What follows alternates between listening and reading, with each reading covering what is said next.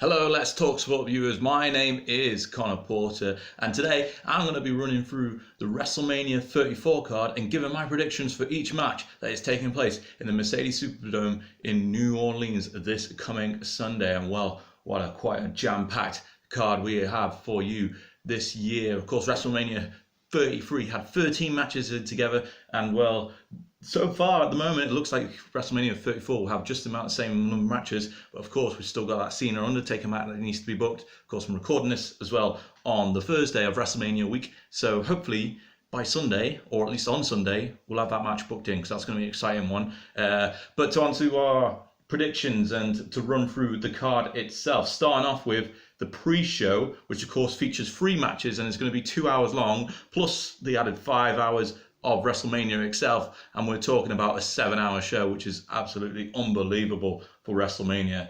Starting off with the Andre the Giant Battle Royale, the traditional Andre the Giant Battle Royale that came in, of course, at WrestleMania 30 and has been a traditional annual event ever since that occasion.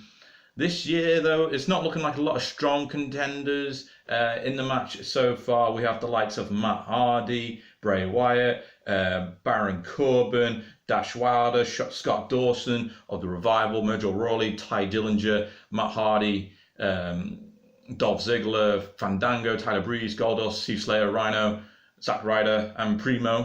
For some reason, I haven't seen him for ages. Yeah, it's going to be an interesting one. I think to be honest with you, either 2 things are going to happen. Either WWE is going to capitalize on the success that Matt Hardy's been having in his Woken character, aka Broken, from his independent scene days, or they're going to capitalize on a return or a comeback of a superstar and give them a push through the Andre the Giant Battle Royale. And really, I think there's only 2 options, really. So it's either Matt Hardy, or I think perhaps maybe they'll give the opportunity to Big Cass. Big Cass has been rumoured to come back every now and then as well. And I think it could be an opportunity for him. You could talk about other returns, perhaps winning this match. People like Bobby Lashley have been rumoured to come back soon, and Samoa Joe back from injury. But I think for those 2 guys, the Andre the Giant Battle Royale on the pre-show is just a little bit too small of an occasion for him to really be brought back into the WWE at that stage. So I think they'll be held back for the Raw after, or the SmackDown after WrestleMania, and brought back then. And I think probably either Matt Hardy or Big Cass will win. I'm kind of torn between those 2, really. Unfortunately, it's not a match that I'm entirely too much interested in, but we'll see how it goes. On to the next one. I'm going to see, I think the Cruiserweight Championship will be booked next, of course, capitalizing on their tournament that they've been having on 205 Live. We'll get the victor, and finally a Cruiserweight champion will be crowned after, of course, Enzo had to vacate the title when he was fired from the WWE. So looking at the contenders, Mustafa Ali versus Cedric Alexander. I think this one's got Cedric Alexander written all over it, really. He's got a little bit more of a charisma for me than Mustafa Ali, but Mustafa Ali will definitely win the Cruiserweight title at some point this year. They're both really strong contenders, and I think really moving forward in 2018, those would be the 2 top guys in the Cruiserweight division. Moving on to, of course, the inaugural WrestleMania Women's Battle Royale, formerly known, of course, of the Fabulous Moolah Battle Royale, but of course the name change and all things like that. So they really need to get this one off to a strong start and make sure someone decent wins it. And for me, I think they're going to go for Ruby Riott. I think the push on SmackDown with her and the Riott Squad has been absolutely good so far, and they can really capitalize on that push by giving Ruby Riott the WrestleMania Battle Royal win, and then eventually push her on towards either the Raw Women's Raw Women's title picture or the SmackDown Women's title picture, and in 2018. So I think for me, Ruby Riott is going to have this one in the bag. And now finally we get on to the big stuff, the main show. All right, let's have a look at it. So starting off with the SmackDown Tag Team Championship. Sorry, I can't get my words out there. Between the Usos, the New Day, and the Bludgeon Brothers. Triple threat match taken on there. There's been talks as well about it perhaps being a TLC match, but I think that might be a last-minute addition just to spice things up in a little bit in this one. For me, I'm going to go with the Bludgeon Brothers. They've been pushed really hard on SmackDown recently, and they've got to have a payoff at some point. So I think the Bludgeon Brothers will come out of WrestleMania with the SmackDown Tag Team Championships. It's a little bit of a shame, really, because, you know, the Usos are finally getting themselves on the main card after all this time, but unfortunately, they won't be walking out with their titles around their waist. But at least they'll be walking into WrestleMania with the titles. So that is something good to be proud of. Moving on to the Intercontinental Championship, another triple threat match. Miz taking on Seth Rollins and Finn Balor. This should be a really interesting match because, of course, Miz has recently had his baby. Whether or not he's going to take time off, I presume he's going to take some time off at the very least to help out his wife Maurice with the baby that's welcome to arrive into. Also, congratulations to him, but unfortunately, because of that, I don't think he's actually going to win a WrestleMania this year. I think it's either going to go to Finn Balor or Seth Rollins, and due to the fact that Seth Rollins has already had his big WrestleMania moment, of course, at WrestleMania 31, cashing in, stealing the show, winning the WWE World Championship against Brock Lesnar and Roman Reigns, I think Finn Balor is going to walk out of WrestleMania 34 this weekend as the new IC champion. Of course, it'll probably be his first proper title reign after, of course, winning the Universal Championship at SummerSlam in 2016, but really couldn't capitalize on that because of the shoulder injury. So this time around, Finn Balor is going to get the IC title around his waist. He'll have a good feud with Seth Rollins to begin with, get over that, and I think eventually him versus Samoa Joe will happen at SummerSlam. I'm looking forward to that, and I'm hoping it happens at SummerSlam this year. Moving on to the next title match. There's loads of title matches on this show. It's, of course, the not Universal, that comes later. The United States Championship, a fatal four-way between Rusev, Jinder Mahal, Bobby Roode, and, of course, the current champion, Randy Orton. I don't see anything more than a Rusev Day victory here because of the sheer hype surrounding Rusev Day on SmackDown at the moment. It is unmatchable, really, compared to a lot of other SmackDown superstars. I think he's probably the biggest SmackDown superstar on there at the moment that is not named AJ Styles. So really, he should be the one that's walking out of WrestleMania as the United States champion. I don't see it any other way. I think the one that goes over here as well is Jinder Mahal. I think Rusev ends up pinning Jinder Mahal in this situation. Either Jinder or Randy Orton, just to keep Bobby Roode fresh so that when it comes to the feuds after WrestleMania, he'll be the first one to face Rusev, I think, for the title. And they should have a good feud after that. Moving on to the SmackDown Women's title between Charlotte Flair and, of course, the first ever Women's Royal Rumble winner, Asuka. Asuka, of course, still undefeated in the WWE, so to say, because, of course, if you all remember those NXT days, I know you do if you're hardcore WWE fans.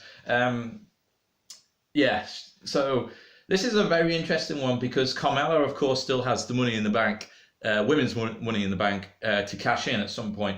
Whether or not that's going to happen at WrestleMania or on the SmackDown after WrestleMania, or some people even been talking about perhaps even her moving over to Raw and cashing it in on whoever wins the Raw Women's title there.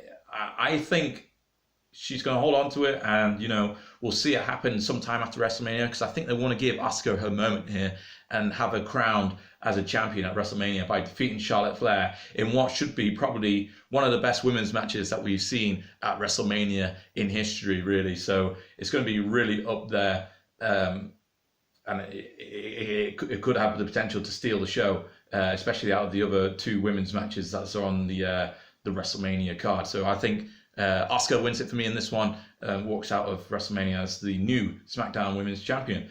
Moving on, and we have next the Raw Tag Team titles on the line with Cesaro and Sheamus, The Bar, defending it against Braun Strowman, and a to-be-confirmed tag team partner for the Monster Among Men.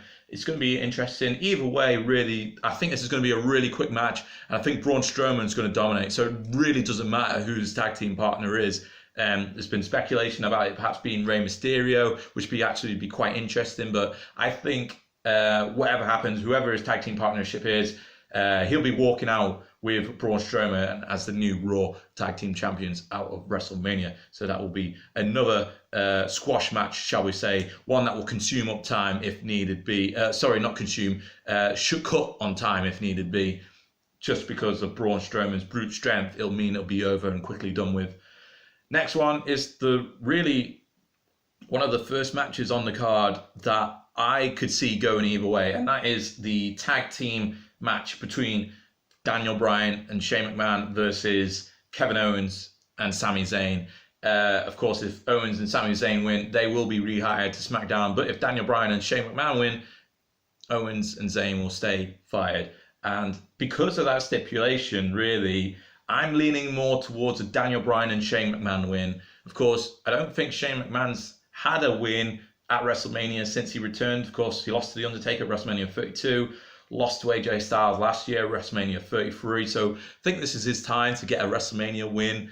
Kevin Owens and Sami Zayn will really bounce back from this quickly because I think they're going to be moved over to Raw after WrestleMania because, of course, they'll still be fired from SmackDown. So what's the other option for them? Move over to the red brand. And I think Daniel Bryan, of course, returning after 2 years away, finally being cleared by the WWE, is going to get another fantastic WrestleMania moments and the yes chance inside the Mercedes Superdome, where, of course, he defied the odds and defeated Triple H and Randy Orton and Batista in the main event of WrestleMania 34 years ago. It's going to be a fantastic moment for WWE fans to enjoy, finally seeing the King of the Beards back in a wrestling ring. Moving on to another tag team match, the Ronda Rousey tag team match. Of course, Ronda Rousey's tagging with Kurt Angle in her first ever WWE match against Triple H and Stephanie McMahon. It should be a very interesting counter. I think they can really go no other way in this than having Rousey win in her debut. Of course, Kurt Angle and Triple H won't be involved in the finish that much. It's more leaning over, I think, towards Ronda Rousey placing Stephanie McMahon in the armbar and forcing her to tap out, and then really not releasing it, perhaps maybe breaking her arm, writing her off Raw for a little bit, got there in the end, writing off Raw for a little bit and moving on from there as Rousey has a win underneath her belt in her WWE debut. I think as well that could be another match that's cut for time because really they can control that match with, you know, Kurt, Stephanie and Triple H. So much experience there with Rousey helping her out and, you know, controlling the timing of the match to allow for other matches down the card, three really important matches down the card to eat up the time if needed be. And that is, of course, starting off with the WWE title match between AJ Styles and Shinsuke Nakamura. This has the potential to really steal the show. It doesn't really need to be the main event because a lot of people will see it as the main event. Of course, if you watch New Japan Pro Wrestling, you know all about these two guys and the fantastic 5-star match that they had at Wrestle Kingdom a couple of years ago now. And if they're able to repeat anything like that at WrestleMania, I'm sure WWE fans will thoroughly enjoy it. And it's going to be a masterpiece of wrestling. So if you're a first-time wrestling fan, I urge you to watch that match because it's going to be kinesthetically pleasing enjoyment to watch and truly wrestling at its best. And I think, of course, Shinsuke Nakamura has to come out on top. AJ Styles will do the deed and allow Nakamura to clean out win against him. No funfair whatsoever. Nakamura is going to win this. King of Strong Style is going to come out on top in this one. Moving on, and I think this is where we get the match that has not been booked yet at WrestleMania as of recording, and that is, of course, John Cena taking on The Undertaker. And this looks set to be The Undertaker's last match, of course, after he faced off against Roman Reigns in the main event of WrestleMania 33 a year ago. Of course, Roman Reigns came out on the top of that match, but a lot of people felt that it didn't live up to the expectations of what we expect an Undertaker match to be. It didn't really have the drama and the passion behind it, really, whereas this Cena versus Taker match will have that because, of course, Cena, one of the best wrestlers of all time. Undertaker, the same could be said about him. And really, because this is Undertaker's swan song, I think Undertaker has to come out on top of this one. John Cena as well, he won't mind stepping aside and just allowing The Undertaker to take him out. And I think Undertaker will finally have a good WrestleMania moment, to end his career, because since really the Brock Lesnar defeat at WrestleMania 30, he hasn't really had a big flair WrestleMania match. We could talk about the Shane McMahon match at WrestleMania 32, but really in that one, the only way that was being saved, in my opinion, was because Shane McMahon jumped off the top of the cell. Really, other than that, it was an average Undertaker match at WrestleMania that was quickly forgotten, really, in my eyes. So I think this one's going to be not as good or as captivating as the likes of he had against Shawn Michaels, but I think it'll be up there as one of his best, really, and it'll be a fantastic way to end such a career that the Phenom's had in the WWE. So Undertaker to come out on top of that one for me, and John Cena to really, start the appreciation for Undertaker at WrestleMania. Moving on, the only women's match left on the card now is, of course, the Raw Women's Championship match. And I think this is going to be one that's cut for time because, simply put, Nia Jax needs to be built up as a dominant figure in the women's division. And I think squashing Alexa Bliss easily, perhaps this will be one of those occasions where Alexa Bliss just runs around a little bit and delays the start of the match in that kind of sense, perhaps by a couple of minutes or so, and then she goes into the ring and quickly gets squashed by Nia Jax. I don't think she's going to particularly drag it on for too long, and Nia Jax easily comes out on top and pins Alexa Bliss in the middle of the ring for the Raw Women's Championship. Perhaps this will be the point where Carmella quickly comes in and tries to take on Nia Jax and defeat her for the Raw Women's title if she wants to go down that route and join Raw. But we'll have to wait and see on that, because I'm really undecided as to who Carmella will cash in her women's Money in the Bank against.